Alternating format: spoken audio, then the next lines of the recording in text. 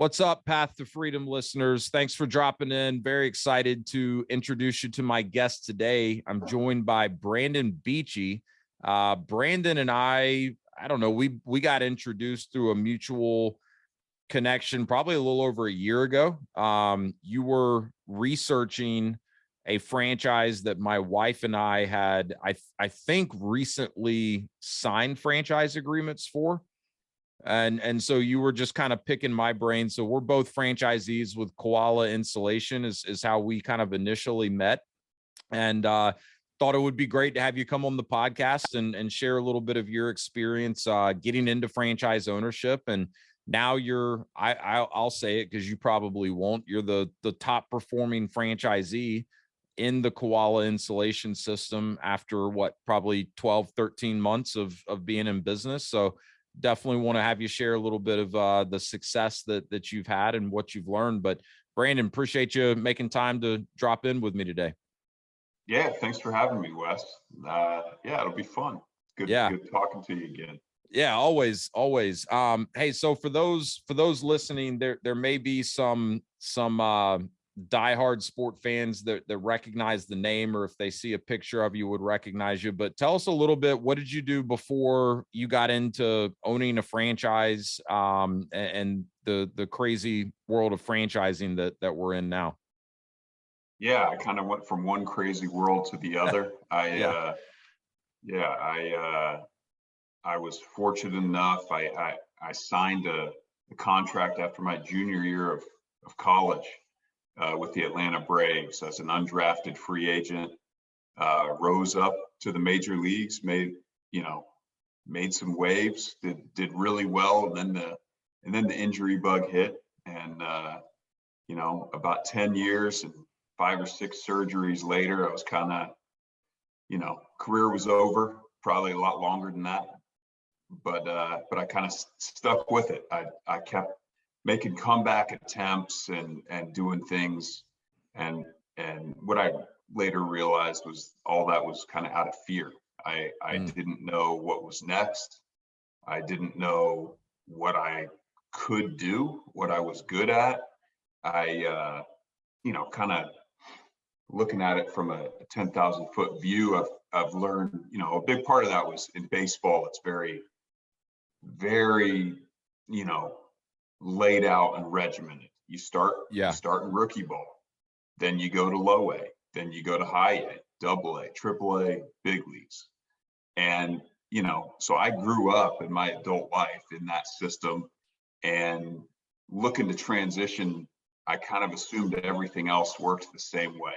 Yeah. That, well, here I go. Now I got to go back to the bottom rung of this ladder and climb my way out. So, when I made that decision to finally be done, again, probably 3 years later than it should have been, I started networking, started looking around, just trying to figure out, what do I want my life to look like? I had to figure that out first. Yeah. And then it was, okay, well, who lives a life that's similar to what I want mine to look like, and what do they do? How do they do it? So I started trying to talk to people, meet people, figure that out, and that's when I got introduced to another franchise consultant. And immediately on that first phone call, I the light went off.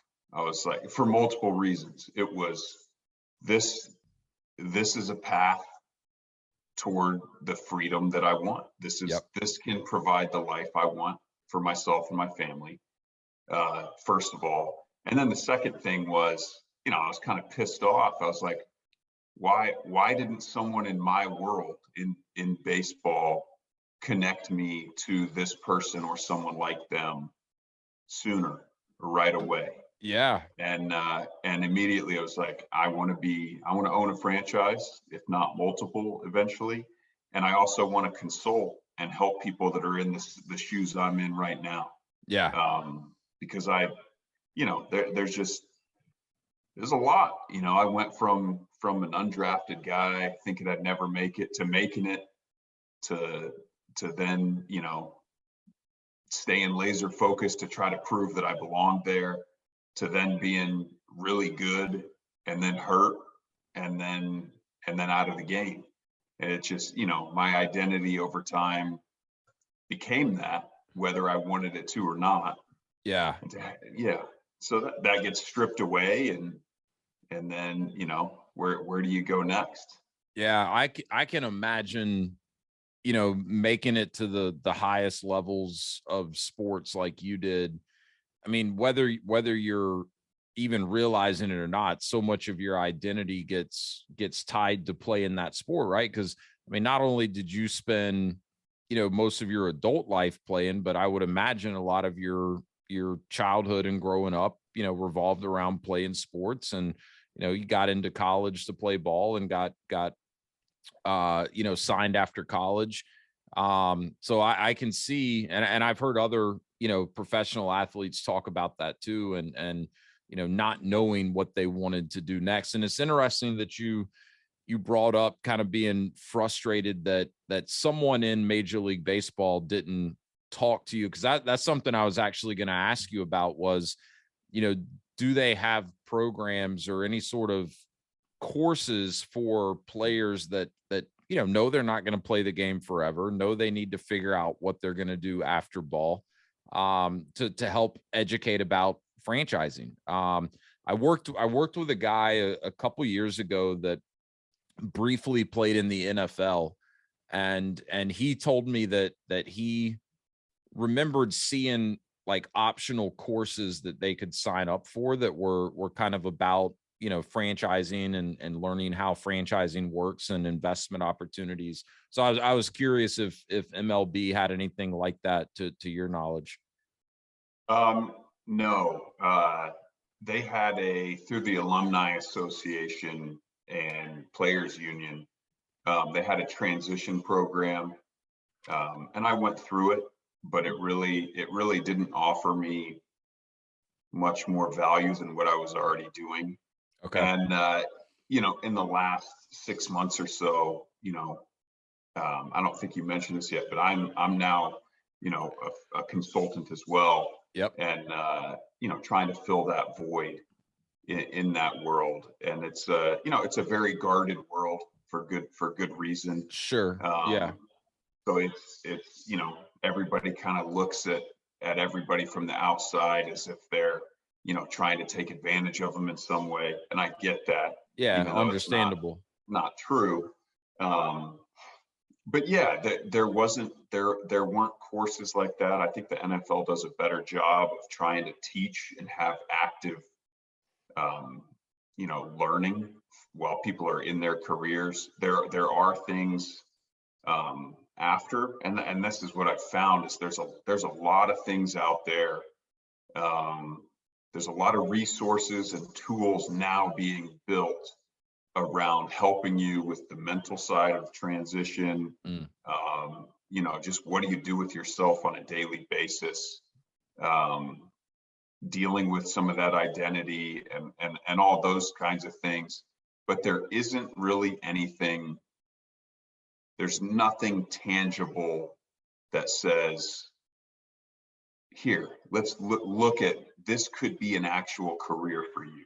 Right. Here is an actual career path that you can look down. It's all, preparing you for something like that. But then it ultimately, everything else that I've found out there just kind of releases you to then look and find that on your own. Right. So there was nothing that really said, hey, now that mentally you've started kind of preparing for this, here are some actual action steps to take to start exploring some different avenues.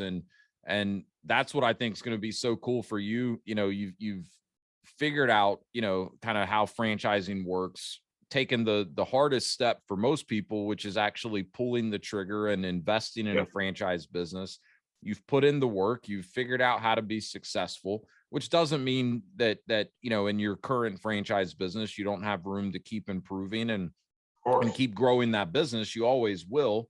But now you're in such a cool position where, because you are kind of an insider, right? I can totally see why, MLB would not want someone like me that has no ties to Major League Baseball to come in and try to be like the franchise consultant to former players. But what a cool position for you to now go back and find ways to help other people that are coming out of very similar circumstances to what you were transitioning out of, and just help them learn, what you've now been able to learn. And it won't be for everyone. But having someone like you that's actually walking it, be a resource, I think will be invaluable. And when I heard that you were joining our consulting network, I was excited, and that was one of the first things that popped into my mind is, he's probably going to go be able to help a lot of former players that are trying to figure out what next. Because I think one thing with franchising, and especially the type of work that we do, because we don't work with a lot of the companies that people tend to think of when they think of franchises. Like, we don't work with a lot of food brands, and certainly don't work with the big food franchise names out there that everyone recognizes. And there's this whole world of franchising that most people don't even really know exists, or they don't really think about that. Like, we own an insulation franchise. It's not the type of franchise business most people think of when they hear the term franchising, right? And so I think there's a lot of opportunity for people like us that have been fortunate to kind of be introduced to some of the opportunities that are out there, to then educate other people and just help them see, what opportunities are out there. What does franchising look like when it's done right? Because like anything in this life, it's not always done right. There are plenty of franchises out there that I wouldn't invest in. I wouldn't advise someone else to invest in, but when it's done right, it's a very effective model, and there's some great opportunities out there. So I think there's a lot of opportunity for people like us to just help other people understand it better. Yeah, and that's kind of the role I'm filling right now is even, more so than other consultants, where I'm working with people that need education up front. They don't necessarily know that they want to buy a business or buy into a franchise system because they don't know anything about it. That's right. I'm teaching them the same way I was taught. And when I was at that kind of low point of what do I do next, I would have given anything just to talk to somebody so that I could cross something off my list of what to do. Right. And yeah, so I'm happy to kind of provide that for other people. Yeah, 100%. I mean, I've always looked at the consulting work that I do as first and foremost being educational. And I tell every single person that I speak with that, look, I fully realize that not everyone I work with is going to go on to buy a franchise business. It's not right for everyone. The timing's not always going to be right. So if I can help you understand franchising, and if I can help you figure out that it's not a good fit, or that the timing is not right, I look at that as a success, right? Because that's potentially saving someone a lot of money, a lot of time, and a lot of frustration by getting into something that they're not ready for or is not right for them. Right. And then on the flip side, we can help people understand, different types of franchises that are out there and the right way to look at it. Because, one of the things I'd love to hear your thoughts on is, how did you get to the point of realizing that an insulation business could be the right type of franchise for you? I'm going to go out on a limb and say that all the time you spent playing baseball, you didn't do a lot of moonlighting as an insulation expert. You'd be correct with that assumption. Yeah.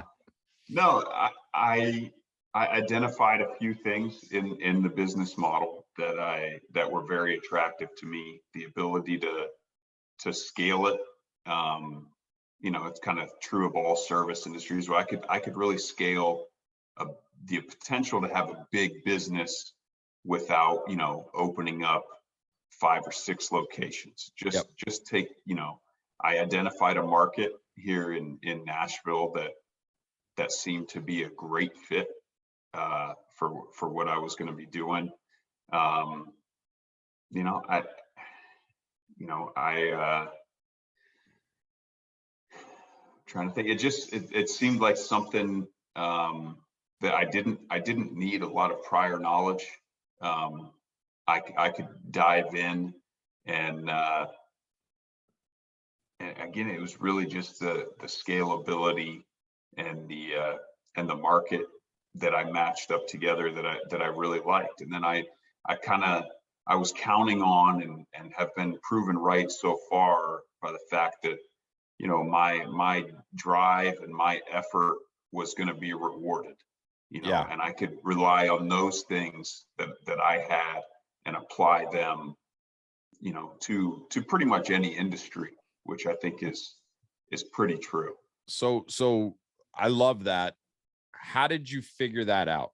Was that something, so the consultant that you worked with is a guy named Andy. I have a ton of respect for Andy. He's a fantastic guy.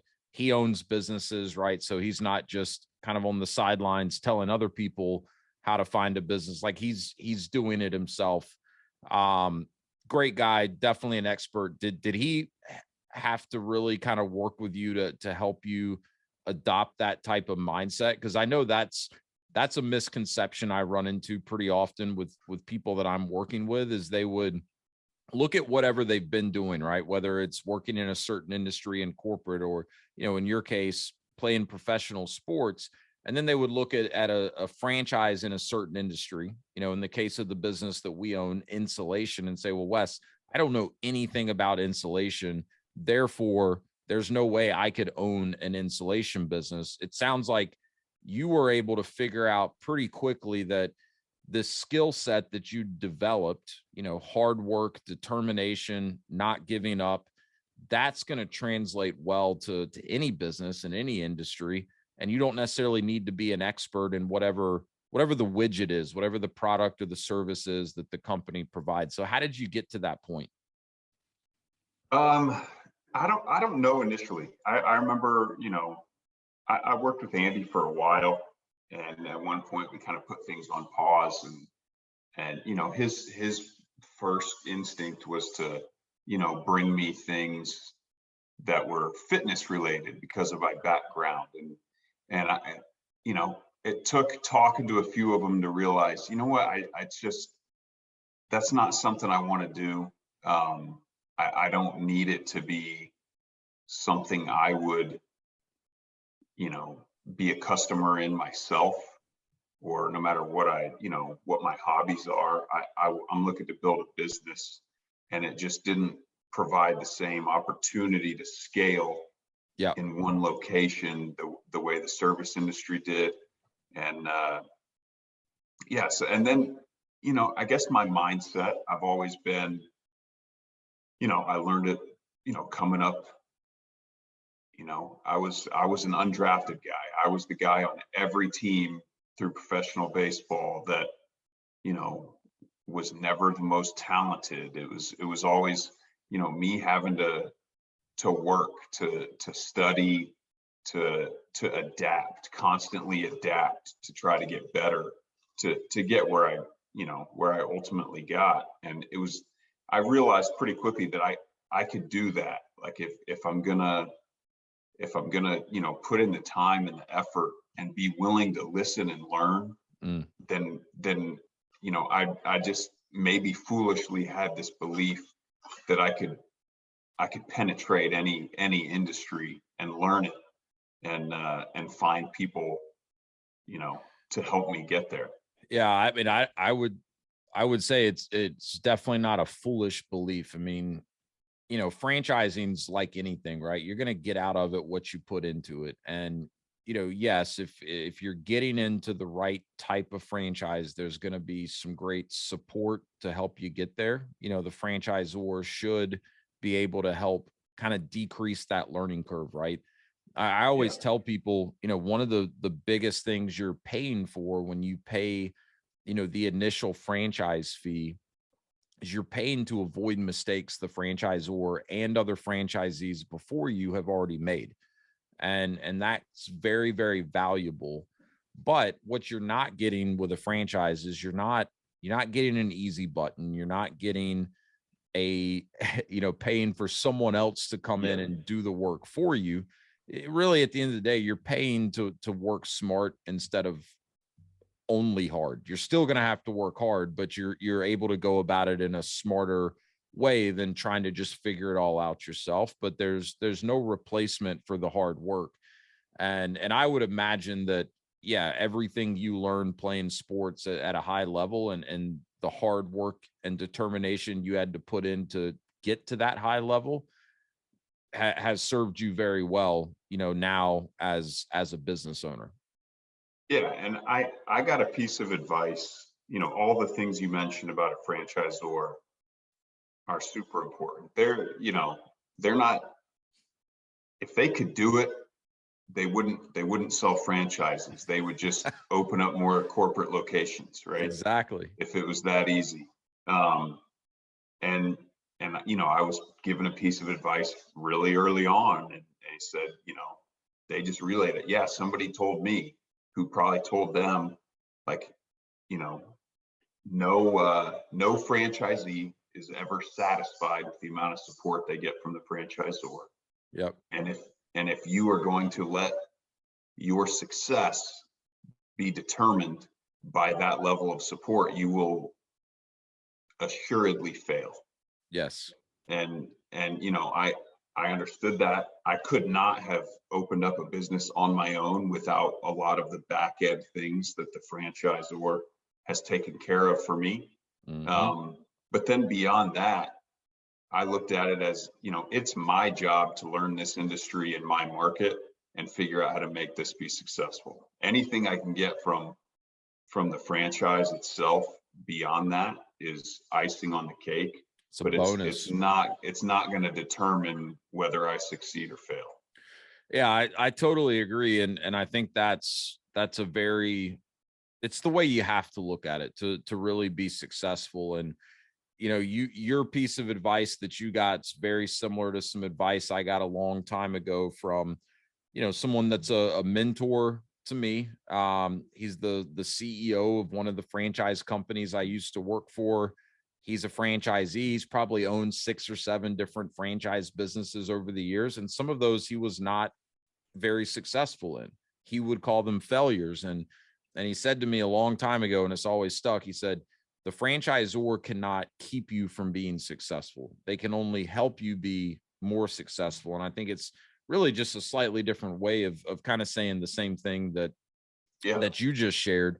And yeah, I mean, we could choose to sit here and probably talk for the next hour plus about things that would be nice if our franchisor was doing a little bit differently or doing better.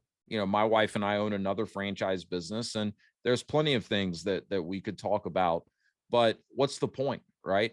Yeah. It's kind of like I don't know. I got introduced to Stoic philosophy a few years ago, and have done some reading on that. And the gist of it, at least the way I understand it, is a lot of stuff's going to happen, and most of it's going to be outside of your control. You need to choose to actually focus on the things you have the ability to control and the ability to impact. And it's no different, right? We can't control what the franchisor does or doesn't do, but we can control what we do and what we Yeah. implement in our business, in our local market. So for everyone listening out there, that is golden advice, and it definitely applies to any franchise you could own. You will never be 100% satisfied with what the franchisor does or doesn't do.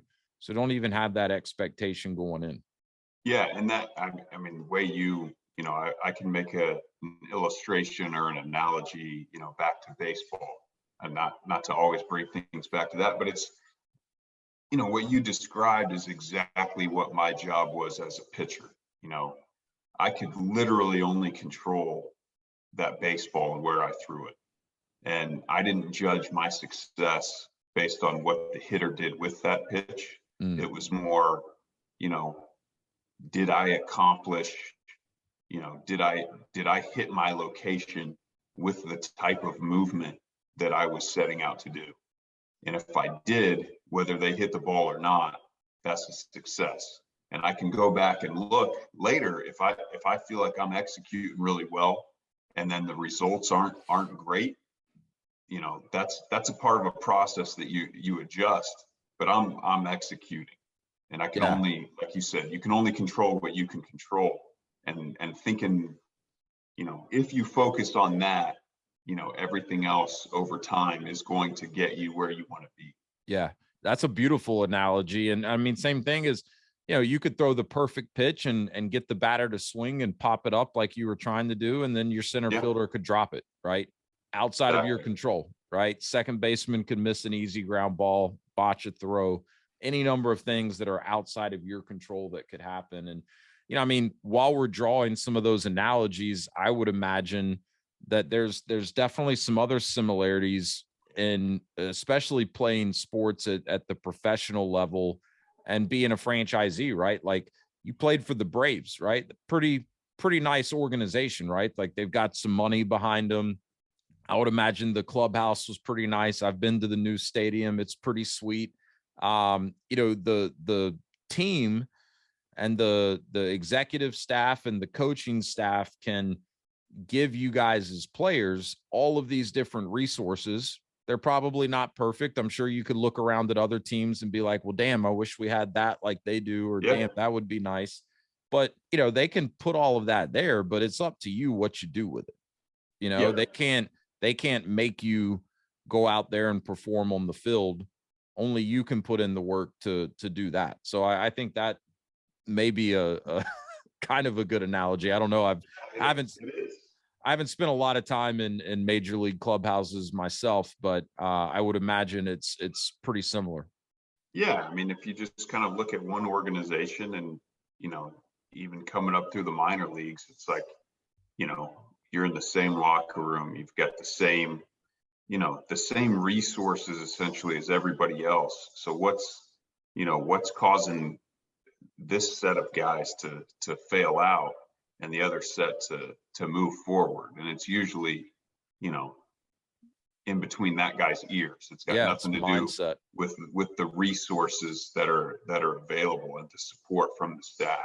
Yeah, yeah, it's such good advice. So let's talk a little bit about, what is this journey looked like for you so far? Because I think I'm trying to remember, because we've been in business with our installation franchises about the same amount of time. I think we signed before you, but we were Mhm. having a kid, and so we kind of pushed our opening back a few months. So when did you actually open the business? And I guess just talk to us a little bit about how has that gone so far? What are some of the challenges that you've had to overcome? What are some of the biggest lessons that you've learned in your first, year or so of business ownership? Yeah, so we've been open for what, 14 months now, approximately. What that looked like for me, I was involved. I was working at full time every day. I just wasn't, in homes selling it and estimating it, or in the attic installing it. I was, answering phones, doing everything else. And really it was, you know, early on, the first few months, the biggest obstacle was just learning the products, the services, understanding, some of the science behind it, Hmm. so that we could talk about it in a more effective manner. Yeah. And then figuring out my market and where we could fit, figuring out our pricing, and all of that stuff, figuring out just understanding how it works from the top down, where it comes to, just how am I going to deal with my distributors to better position myself for better pricing in the future, even though it's Hmm. not going to affect anything today. Some long-term, things we're kind of put into action. And yeah, those first few months are definitely, troublesome. I guess another thing that we ran into a lot was just kind of being beholden to certain employees, Yeah. and being let down by those employees, and then kind of not knowing where to go, because we had given too much power away, myself and my management team, Yeah. to employees that just didn't care. So figuring out how to build and safeguard as much as you can from that type of exposure has been a big, That's a trial and error. That's a great point, because it's always a challenge, right? Is building out a good team that's reliable and that you're not beholden to, right? And it's a big concern for everyone I've ever worked with that's gone on to buy a franchise, right? Is, well, how am I going to find and keep good people? And I believe that it doesn't matter what business you own. If you own a business, that will always be your biggest challenge. But it sounds like you learned some valuable lessons, over the course of the last 14 months or so. What's maybe one or two things you can share that you were able to implement or change to put yourself in a better position when it comes to the team? A couple things are, always having extra hands available, whether it's not being so focused on pinching a penny today, which, put us in a bind when something goes wrong. Yeah. Paying a little bit extra, sacrificing a little bit of that bottom line at the time for the comfort and peace of mind for when something goes wrong. Yep. Because it saves thousands over the long run, because inevitably something is going to go wrong. And then, what to look for in employees, the type of employees, the mentalities, and how to motivate them, how to, just, again, it's been my life, so I do tend to tie everything kind of back to athletics, but it's, I'm just putting together a team and trying to figure out how to lead these guys and how to get my team all moving in the same direction with the same goals at the end of every day, every month, every year. That's been, a big focus. Yeah, I think that's great advice, especially, all of it's golden advice. I remember us doing the same, first two installers we hired. And I was a little bit different, starting our franchise. We had another business, I was doing my consulting work. So we had a general manager in place for day one. So I didn't dive in and roll my sleeves up quite as much as you did in the beginning. And I think that served you well, just your knowledge and understanding of more of the technical aspect of the business is probably far greater than mine. But I can remember having to make some pretty tough decisions in the beginning when it came to, hiring our first couple of installers. We decided, and it's proven to be, I think, the right decision, but we decided to guarantee those guys 40 hours a week, knowing good and well that we weren't going to have 40 hours a week worth of revenue generating work for them to do. But we knew it was going to be tough to get good people and actually keep them around if we said, hey, we're going to try to keep you as busy as we can, but one week it might be 20 hours. The next week it might be 25.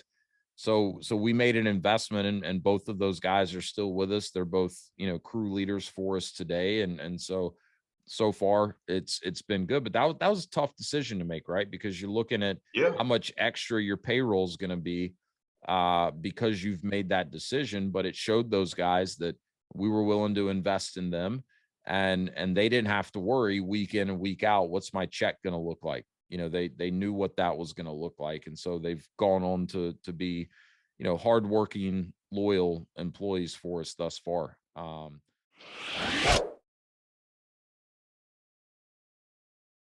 If you're listening to this podcast, then there's a good chance that you're looking to create more freedom in your own life.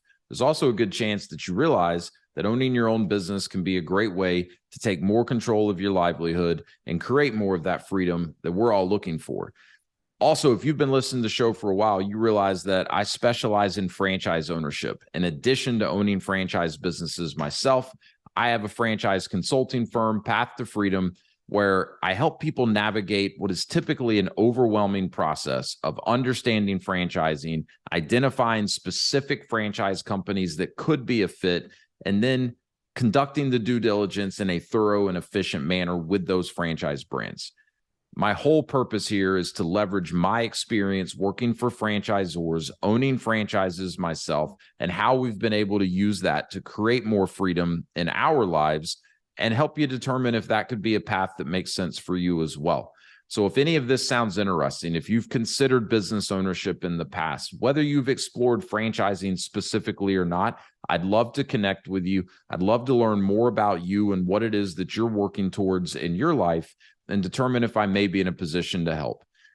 A great starting point is the link below in the show notes, which will take you to a short form to fill out, and you'll receive a free copy of an ebook that I've put together, The 7 Steps to Freedom Through Franchise Ownership.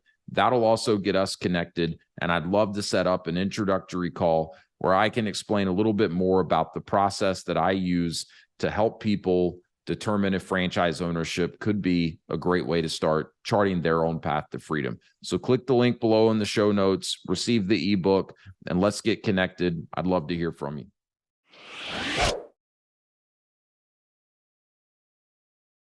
So I think that's good. I'm curious because you did, and I know this from talking to you over the last year or so. You really did roll up your sleeves. To me, it seems like you weren't afraid to work in any aspect of the business that you needed to in the beginning. But you also mentioned early on in this conversation that part of what attracted you to this franchise was the scalability. So, it sounds like you had a really good vision for what you wanted to build this into, what you wanted your role to look like over time as the business grew. So I guess the question I'm getting at is, did you struggle at all with having to maybe put any ego aside to say, because I mean, I can imagine you go from playing Major League Baseball and now you're, answering the phone, talking to someone about insulation in an attic. Did you ever have to struggle with like, man, what am I doing? Like, like, how do I find myself here? Like, you've got this vision, but because I know for me, like times I've kind of been in the trenches, you lose sight a little bit of the vision, and you're like, start to second guess yourself a little bit. Did you struggle of with any of course. that? Yeah, at times, and I mean, the goal is always to get to where I'm working on the business and not in it. And yeah, you do get kind of in the trenches, and you don't see from that perspective when you're in that. And yeah, of course, I've had to do that. I've had to get in there on installs and do sales and do all of it, which I think has been valuable experience in teaching and the people knowing that I know what I'm talking about, that I'm dealing with. But yeah, my goal was to get to a point where I'm not in it. And that's what we're doing. We're scaling right now, and we're just kind of slowly, have replaced myself from that day to day, and just, getting to the point now where it's, we start this thing as a small operation with a small team, and, to scale, you're going to have to change the structure. The same structure that you begin with is not going to be, where you're fully mature at, and trying to figure out when to make some of those changes has been a challenge. It's, the same thing with your installer scare, and I'm guaranteeing them 40 hours a week. It's, now I'm hiring someone to take all the phone responsibilities away from my other people that are in the fields that have other responsibilities. And I'm doing that now in hopes that, everyone else's productivity is going to go up, just because this is one less thing for them to worry about. If we get the right person in, it can really, propel us forward. Even though I might be, paying a little more on the front end, it's definitely got to happen for where I want it to be. So trying to, it is kind of like a game where you're just trying to figure out, do I make that move now? Do I wait 6 months? how costly is it going to be if I do it too early, Yep. type of thing. Yeah, there's a lot of that, right? But I think the underlying point is, as a business owner, if the goal is to keep scaling the business, you do need to be prepared to keep reinvesting in the business. And I love what you said, what that business looks like, in the first couple of months compared to what it looks like at scale, where it's doing, multiple seven figures a year in revenues, very, very different. And I mean, I can remember having a lot of conversations with our GM about that in the beginning, because he was, kind of more like you, answering the phone, helping on installs, outrunning every single estimate. And, we talked a lot about the importance of putting systems and processes in place early, because it's only going to get more difficult as the business grows and the team grows, and we just have more going on, to then go back and put some of those systems and Yeah. processes in place. But, there was some coaching with him around, like, look, you're wearing all these hats now, but the goal is, to build a team out around you so that you can get to where you're more of the quarterback and you're managing and overseeing. And we're really starting to get to that point now. But, every business is going to be a little bit different. In this particular business, it's, yeah, when do I need another installer? When do I need another truck? When do I need another rig? We're at a point where we've outgrown the warehouse that we have. So we need to go make an investment, and you need to be prepared to do that. I think sometimes it's hard, for owners to get comfortable doing that, because it's literally taking money out of your pocket, right? You can say, hey, I could pay myself this month, or I could go reinvest that into the business, which is going to help the business grow. It's probably going to be better for the team. And so you just have to be prepared to make some of those hard decisions. And you never know exactly when, right? You may pull the trigger on an investment too early. You may wait too long. Either of those are going to have consequences. So it really is kind of a game. And I think you just have to be prepared to make decisions and then assess afterwards, right? If it was the right decision, great, learn from that. If it was the wrong decision, great too. Learn from that and do what you need to do to keep working towards the goal. They're not one-time decisions. You're going to have these decisions over and over again. So screwing it up the first time is fine, because you're going to be in that same spot, 5, 6, 7, 8 more times. Exactly. And now you've learned, right?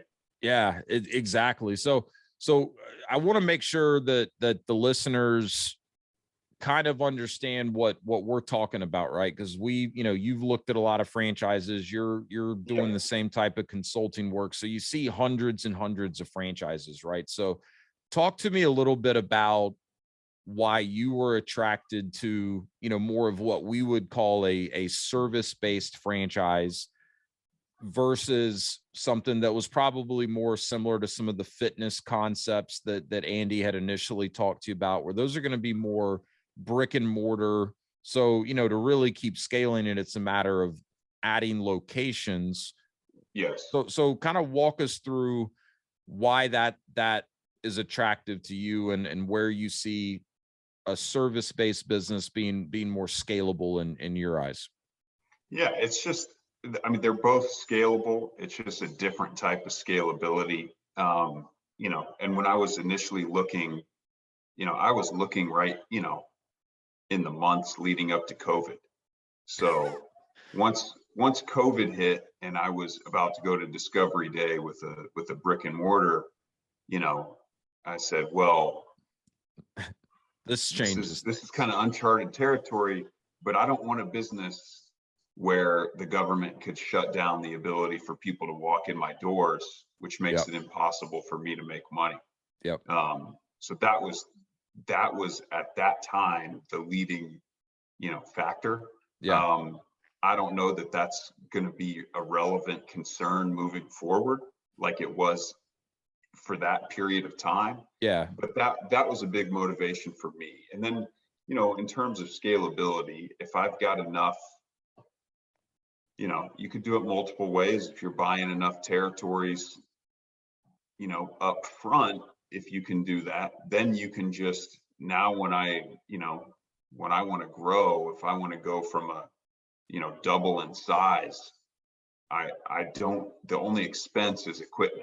equipment and adding labor, as Yeah. opposed to, now, and you could do that quickly too, That's right. you Yeah. know, You don't as have to go opposed out to, and buy yeah, more territory to give yourself the opportunity to keep growing the business, right? I mean, the way most of these service-based franchises, the way they kind of define territories is, usually a territory is based on a certain number of population or a certain number of households or some sort of, demographic measurement.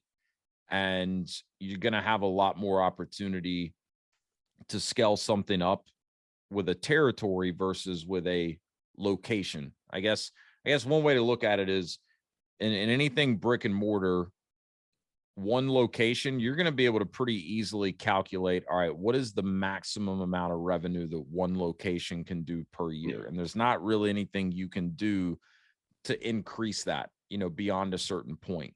yeah, Well, in a service-based business, especially something like what we do with insulation, we're working with homeowners, right? So we're working with existing homeowners, we're working with builders that are building new homes, or that's an option at least. mhm, So unless you get to the point where your business is literally already put insulation in every house in Nashville and the surrounding areas, and you're working with every single new builder that is building a house, um, you're not going to hit that ceiling, right? And I'm yeah, joking halfway, but you're never going to get 100% market penetration like that. But so theoretically, is there a ceiling? Yes, but it's a very, very high ceiling. And also, again, pertaining to this business, they're not going to stop building new houses in Nashville and the yeah, surrounding areas anytime soon, right? So that's the other thing is like you're in a service-based franchise, your territory is likely going to actually grow in size over time. yeah. And the market cap, or yeah, your cap potential in your territory is going to be exponentially higher than whatever your occupancy of your brick and mortar is. That's That's, right. that's very, you can calculate that. You can only, you know, have so many fitness classes per day with so many people in the room. So once you sell out every one of those, you got a nice business, but it's, you can't grow it really beyond that. So then you have to go and you have to purchase another one, and then and that requires, another build out. And those are, what, 9, 10, 12 months to kind of get off the ground. Yeah, Whereas, in a service space, you can, maybe not in this market right now, but you could go, a year ago, you could go to any dealership in your city and pick up a new F-250 and another trailer. And, within a couple of weeks, you could be ramping up. exactly. Yeah, yeah, you could move a lot faster. Like, I mean, we're recording this late May, so we're, 5 months into 2022. I mean, we are on pace. We weren't open for all of 2021 in our insulation business, but we're on pace to more than double, what we did in 2021. So that's pretty quick ramp up. In our other franchise business, which is also a service-based business, we literally doubled the business in 2021 compared to what we did in 2020. And that was our third year of business. So that ability to ramp up quicker is there. Yeah. And I think there's more levers. I always like I use this in a lot of the coaching with my GM. It's like kind of like we talked about earlier with there's only certain things we can control, right? Like in our insulation franchise, the product cost what it costs. We've got some ways, as we do more volume to maybe order in larger quantities, and that can bring some of our costs down. But at the end of the day, it costs what it costs. We don't control that. But so we have to really be able to look at our business intelligently, understand what are the levers that we actually have the ability to pull on to drive better results. Well, we sell product, right? So we can improve our close rate, right? We can capitalize on more of the opportunities that we have. We can sell more product, right? So we can increase our average ticket or our average job amount.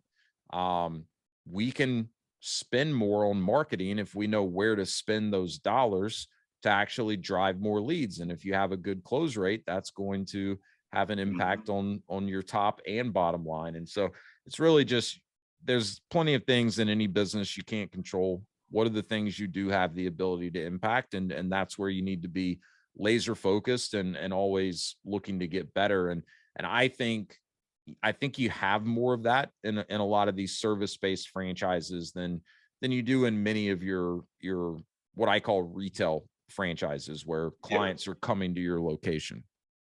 Yeah. And I think there's tremendous value in those retail type businesses as well. And it's not something that you know, I'm opposed to doing myself in the next few years with the right Definitely. opportunity. It's all about, I think there's pros and cons for each one where it's a lot harder, like you're doing with Koala to start something in the service-based industry and not be fully hands-on. Yeah. There's going to be a difference in the ramp up, whereas you can do that much quicker and easier in a retail where it's Yeah. fixed. So it's depending on the type of candidate you or I are working with. You know, I don't think either one of us are just saying, this is I'm in service, so I'm going to push everybody to service because I believe in it. They just, it's about educating yourself and others on hey, what are my priorities? What am I looking to do? Yeah. And finding that fit. Yeah, you're so right because everyone and I say this all the time, like I'm a big believer that there's not a one size fits all approach to finding a franchise. Just because you and I own a franchise doesn't mean it's the right fit for everyone else that we talk to. I don't recommend the franchises that I own to very many people that I work with unless they're in a Yeah. situation based on what I've learned about them that I think it could really be a good fit. So yeah, it really does depend on, where are you at? What are you looking to accomplish short term and long term? You have to kind of look at both of those. And like for where we're at today, if we were to go do a third franchise brand in the next year or two, I can promise you it would be something more brick and mortar, right? Where I could Yep. hire like an assistant manager. They don't necessarily have to be like the highest caliber, employee out there. And it's more of a, if you do it with the right franchise brand, it's more of a build it and they will come. Whereas with these service Yep. based franchises, it's a, hey, here's the playbook, but you got to go out and build a market. You got to go out and make it happen. So yeah, it's different. It's going to be different for everyone. Yeah. So And I think, you and I being in the franchise we are together, you know, hearing complaints of other people, it's I think we can offer a service to our candidates to avoid some of those errors, yeah, to let somebody know ahead of time, like, hey, this is what you're getting into. This is, a service-based model is not something you want to get into and just think that people are going to come to you and you buy a shiny truck and people are going to just beg you to come you know provide your service. That's it's a different thing. yep, Not that it's bad, it's just I think it would benefit a lot of people to have a better understanding of what they're getting into. yep. um, Realistic expectations and yeah. and what is it really going to take to be successful, because that looks different in different types of franchises for sure. And the realistic time frame to Yeah. actually start seeing any sort of an ROI is going to be different. Like if I'm working with someone that is, in transition mode, right? Maybe they got laid off and they don't have another income stream, or maybe they've got a severance package, but it's running out in a couple of months. And they're like, hey, I want to go all in on owning the business. I have no interest in going back to work for someone else again. I'm probably not, unless they have a lot of savings built up and they can easily Yeah. cover their living expenses for 12 to 18 months. I'm probably not talking to them about anything brick and mortar because, as you pointed out earlier, that's 6 to 9 months at least just to get your doors open and be in a Yeah. position to start generating any income. So a good service-based business probably going to require less capital up front in the first place, but you're going to be, if you're willing to put in the work, you're going to be in a position to ramp up and start seeing some income quicker. So it really is just understanding where someone's coming from, helping educate them on the different options. And like you said, they all have pros and cons. The perfect franchise Yep. isn't out there. Doesn't exist. So helping someone understand those pros and cons, helping them get some realistic expectations. And look, the good thing with a franchise is it doesn't just have to come from us or whatever consultant you're working with. You know, if the franchisor has a good research process in place, you're going to get to talk to other owners, right? That are Yeah. actually doing it. And that's the most valuable piece of the research you can really do, because you're gonna really get to see, what does this look like? What does a day in the life look like? What does it actually take to be successful? Yeah, that's by far and away the most valuable part of, investigating a franchise before you buy. And Yeah. I would say it's the most valuable part of being in a franchise system after you buy too. Having having that network of other people that are in it and doing it. And, I mean, I know we've talked and I've told people, I wasted a lot of money on marketing so that other people in our franchise don't have to. Yeah. I've proven some things just don't work. But yeah, so things like that are just as valuable as any branding or anything you're going to get from the franchisor. Yeah, I couldn't agree with you more, especially if the culture amongst the owners in a brand is really, one of shared learning, and everyone kind of looking at it as, hey, we're in this together, and we can all help each other. And I think we very much have that, in Koala, the other franchise my wife and I own. The culture is phenomenal. And because look, at the end of the day, whatever the franchise is, like, at a certain point, you're not gonna rely on the franchisor to teach you the business or train you the business. You'll kind of have it figured out, right? But like in the case of Koala, now you're 14 months in, we're 12 or 13 months in. Like, we can talk to each other and share what we've tried that has worked, that hasn't worked, and that's incredibly valuable. And I may not be able to get as much of that from Koala HQ, right? Yeah, Because they're not walking it like you are. And so that's I guess less tangible. When you're doing the research, it's hard to kind of put like a dollar amount in terms of the value you can get from other franchisees, but it is so important. I mean, first thing I tell anyone I work with that goes on and actually signs franchise agreements, I call them and I'm like, congratulations. This is amazing. You've just taken a step that most people only dream about doing.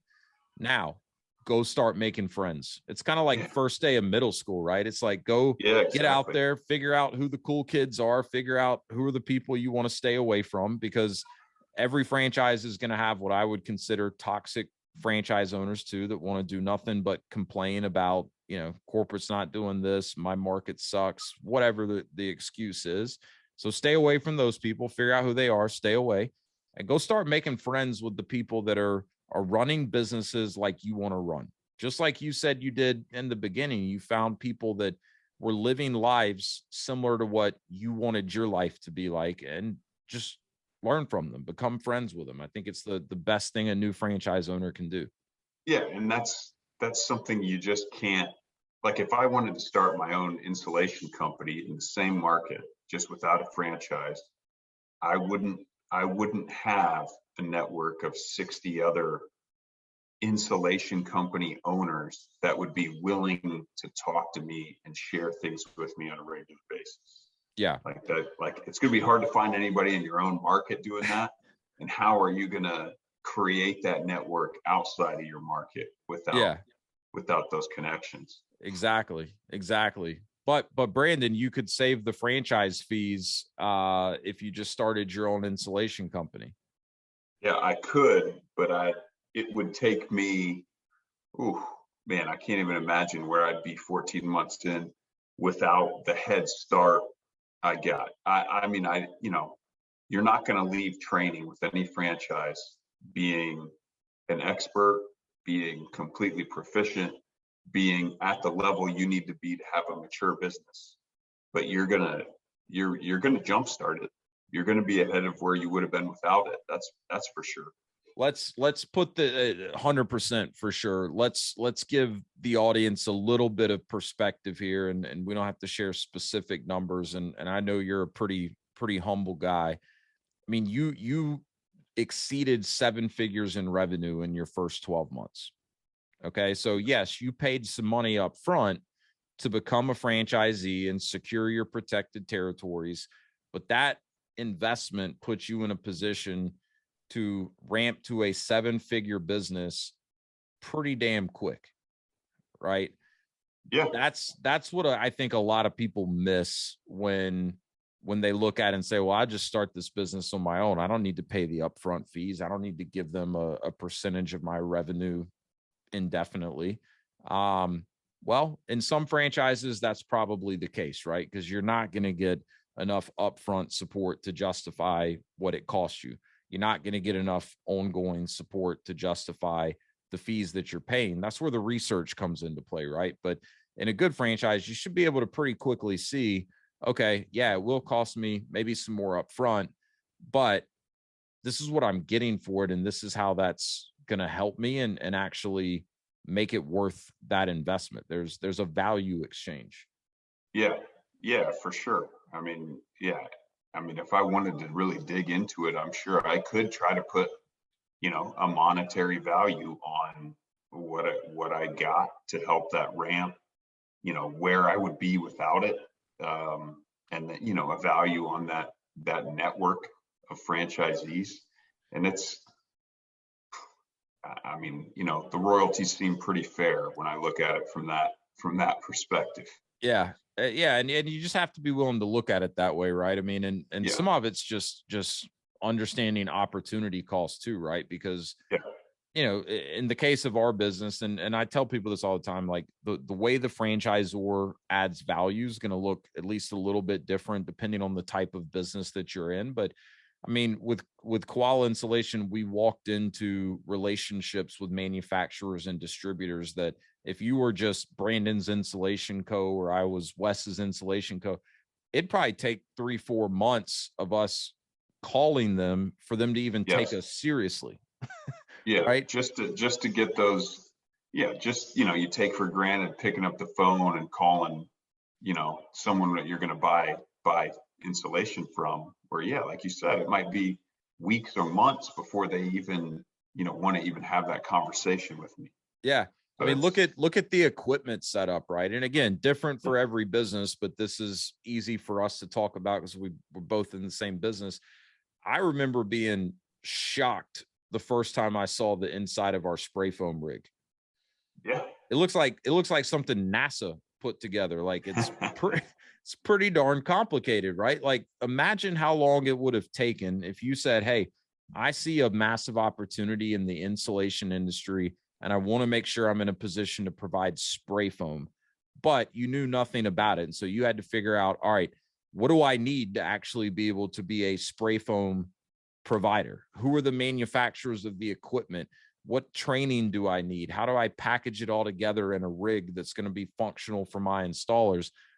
For me, knowing my strengths and skill sets a little bit, that's a year plus for me Oh, just to figure that out on my own. So, that's a month. That's a week. That's a week's time for me. It's a week of looking into it and deciding to look somewhere else and do something entirely different. there you go. Yeah, that too. That too, Yeah. right? Whereas with Koala, it was like an order form. It was Yeah. like them educating us, like this is what you need, this is why we've packaged it the way we have. Like clearly they had put a lot of time into figuring out the best setup for the rigs and the equipment. And then all we had to do was order it, like Mhm. easy, turnkey. So we could go on and on with examples, but that's the way you need to be looking at it, right? And I'll say it again, doesn't mean every company that's a franchise is giving you the value the way that you should be getting it. So that's where the research really comes into play. You need to really do your due diligence the right way. And like we said earlier, talking to owners is so key, because they're going to validate everything the franchisor is telling you, when you're going through the research.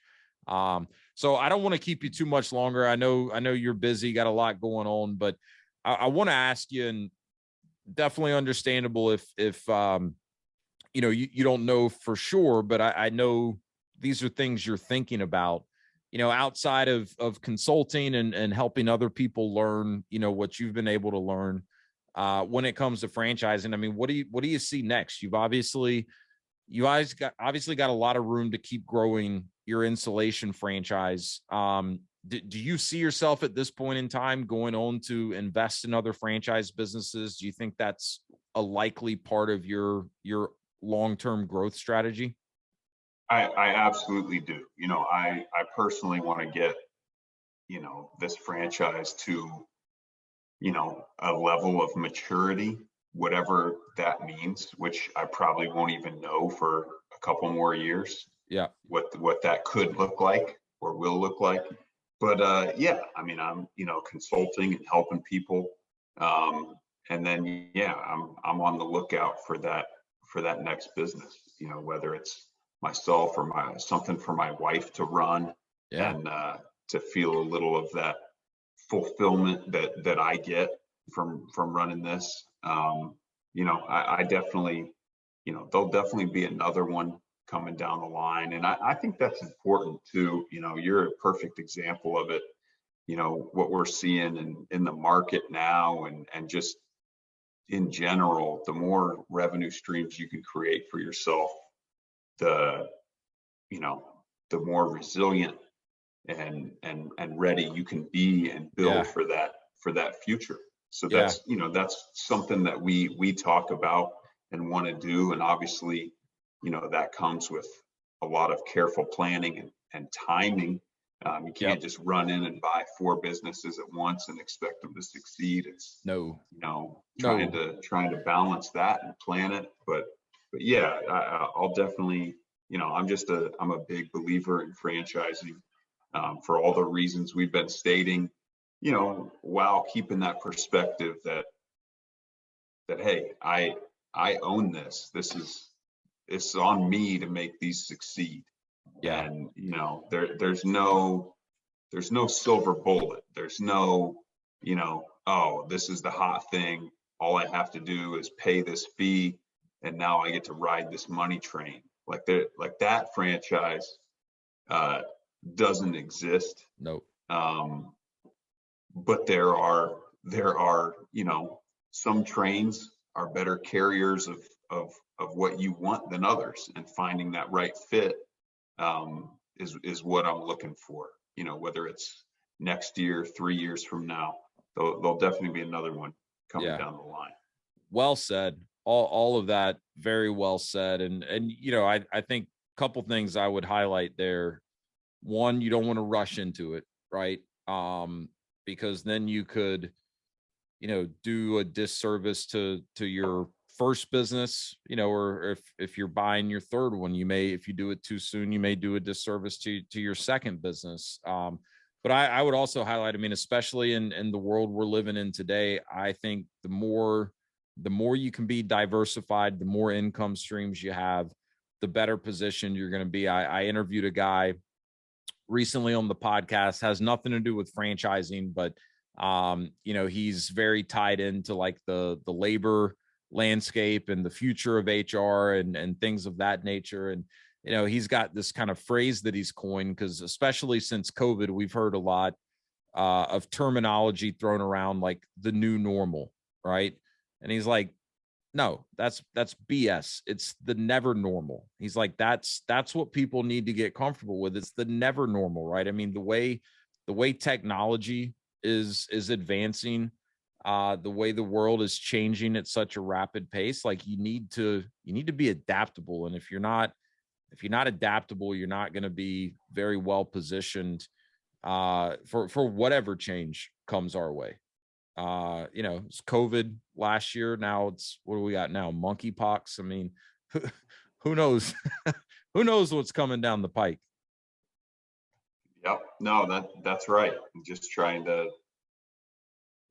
stay ahead of it. And, it's a lot of it's personality driven. And Yeah, that's one thing that, I try to get across to people I'm working with or just talking to in general. Franchising can be a great tool if you want to apply it. And there's people that are set up and can be very successful using other tools. sure. But yeah, it's just about taking the time and figuring out what can get you where you want to be. Yeah, absolutely. Absolutely. Well, look, man, I really appreciate you coming on the show and sharing some of your story, your experience, your advice. I know everyone that listens to this is going to get huge amounts of value from it. So I appreciate it, and really enjoyed getting to know you. Look forward to continuing to get to know you, and we'll keep learning from each other. It's been a lot of fun, but I have no doubt there will be plenty more of that to come. So I appreciate everything you're doing, and thanks for dropping in on the Path to Freedom podcast. Yeah, thanks for having me, Wes. Really enjoyed it. You got it.